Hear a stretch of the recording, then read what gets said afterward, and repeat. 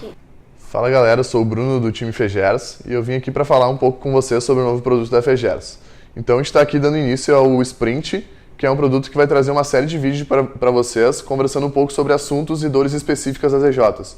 E nessa primeira vez, então, eu vou estar aqui conversando com vocês sobre o processo comercial e sobre algumas dicas que podem destravar ele para vocês conseguirem fechar, então, mais negociações. Então, entrando no nosso assunto de hoje, então, mais do que conversar sobre o processo comercial como um todo com vocês, eu vim aqui para trazer algumas dicas que podem destravar as negociações em alguns momentos específicos. E aí, entendendo que o processo comercial vai desde a prospecção até o fechamento, a gente vai conversar hoje sobre 3 etapas específicas que eu vim trazer essas dicas para vocês. Que é então a primeira reunião, a reunião de briefing, como também é chamada, um pouco sobre a proposta e também a gente vai conversar aqui sobre o follow-up. Então, trazendo as melhores práticas para conduzir essas 3 etapas. Entrando na primeira etapa que a gente vai conversar sobre, que é a primeira reunião, a reunião de briefing, a primeira dica que eu quero trazer para vocês é sobre a identificação do problema. Então, o que é importante ter claro e ter alinhado dentro da EJ.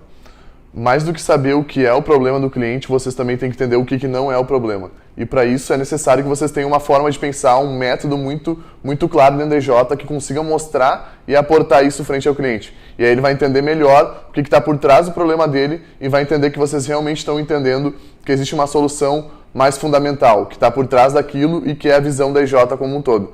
E aí vocês começam a ganhar a confiança dele.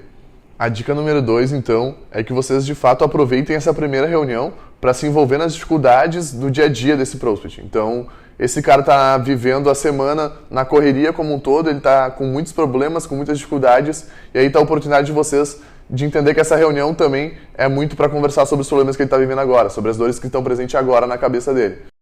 Então entendam que a primeira reunião é muito menos para falar sobre o trabalho da EJ, sobre como a EJ oferece suas soluções e muito mais sobre as dores e os problemas do cliente. Porque aí sim a gente está falando sobre ganhar a confiança dele e trazer ele para o nosso lado. E a dica número 3, então, é que antes de ir para a reunião, vocês realmente estudem sobre o setor. Busquem informações na rede de contatos de vocês. Então sempre é válido trocar aquela ideia, seja com um professor que tem conhecimento mais sobre aquela área, um ex-cliente, um conhecido, ou até mesmo uma outra empresa júnior que já enfrentou aquele tipo de problema ou de situação. Então busquem realmente esses contatos que eles podem municiar vocês de muita informação para conseguir chegar mais preparado para conversar com aquela pessoa que vai estar na frente de vocês. Entrando na segunda etapa, que é o follow-up, e aí eu trago ele justamente agora, porque a gente tem que entender a importância que ele tem antes da própria proposta. Então, entre a minha primeira reunião e a proposta, eu também tenho esse follow-up, que claro, vai também vir depois da proposta.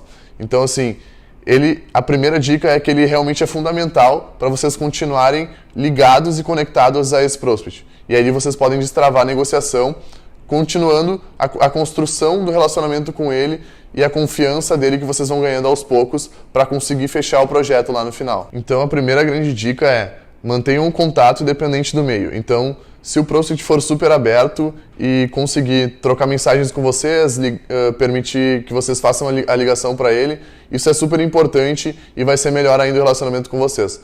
Mas também entendam se ele é um cara que gera uma postura mais de afastamento e também a troca de e-mails talvez seja um ambiente mais formal e que ele também se sinta melhor. E a outra dica, então, é que vocês têm 2 grandes assuntos para tratar com esse cara durante o follow-up. O primeiro é realmente clarificar informações e a situação da empresa, então tirar dúvidas sobre o diagnóstico de vocês. Isso mostra para o prospect que vocês realmente estão preocupados com o problema dele.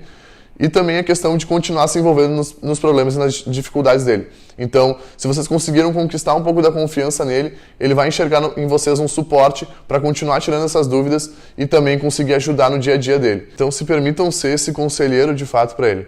Aproveitem essa oportunidade porque é realmente ali a grande razão pela qual ele vai conseguir confiar em vocês e que vocês vão conseguir construir um relacionamento que lá no final pode se tornar numa proposta bem fechada. E aí entendam então que isso não precisa ser nada complexo. Por mais que vocês estejam então com pouco tempo para se dedicar a isso, qualquer mensagem ou um áudio, uma ligação para uma pessoa dessas pode ser muito válido e pode ajudar vocês com uma informação muito importante sobre o segmento e que pode destravar a negociação. E agora a última etapa sobre a qual a gente vai conversar então é a proposta.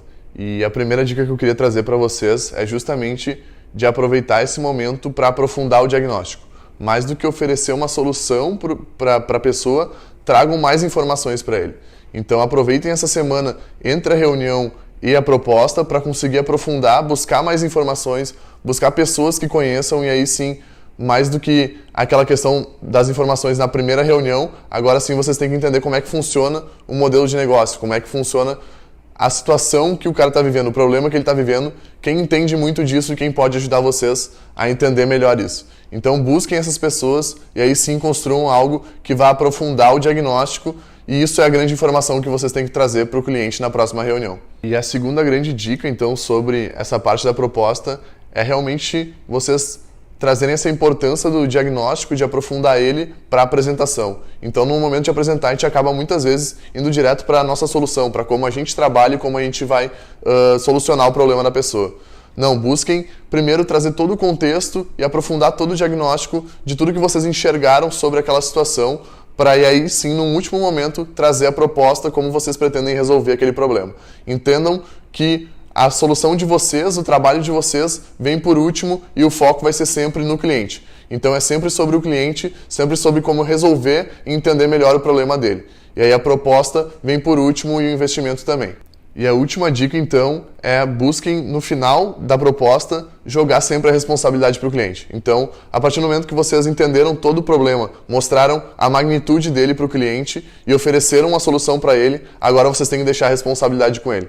Então, o final da apresentação de proposta é muito importante para vocês conseguirem manter esse cliente próximo de vocês, tendo ele um compromisso com vocês. E a partir daí vocês conseguem conduzir muito mais fácil, de uma forma muito mais clara, o follow-up e o fechamento desse projeto. Então busquem sempre trazer a responsabilidade para o prospect, que dessa forma vocês ficam mais tranquilos e entendem que aquele cara tem um compromisso com vocês.